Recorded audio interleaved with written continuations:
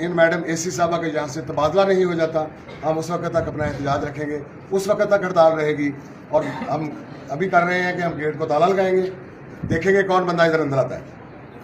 वकला इत्तेहाद वकला बरादरी का असिस्टेंट कमिश्नर सदफ अकबर के नारवा रवैये के खिलाफ एहतजाज, अदालतों का मुकम्मल बाइकाट। वकला ने असिस्टेंट कमिश्नर के मुबैना नारवा सलूक और कुफरान नेमत पर मबनी हरकतों के खिलाफ भरपूर एहतजाज करते हुए अदालतों का मुकम्मल बाइकाट कर दिया। तनाज़ा इस वक्त शुरू हुआ जब एडवोकेट बशारत गुराया के बेटे की दावत वलीमा के मौका पर वन डिश की मुबैना खिलाफ वर्जी पर असिस्टेंट कमिश्नर सदफ अकबर ने मैरिज हॉल पर छापा मारा और मौका पर चलान किया। वकला बरादरी ने इस इकदाम को न सिर्फ तौहीन अमेज करार दिया बल्कि इसे गैर जरूरी और नामनासिब रवैया भी करार दिया। गोजरा बार के सदर तारिक मिर्जा ने मीडिया से गुफ्तगू करते हुए कहा कि वकला बरादरी इस वाक़े की सख्त अल्फाज में मजम्मत करती है और मुकम्मल हड़ताल का ऐलान कर चुकी है। अहम काना हरकत के खिलाफ हमने आज एहतजाज किया है और हम इनके ऑफिस का भी देखेंगे कि ये कैसे तशरीफ लाती है यहाँ।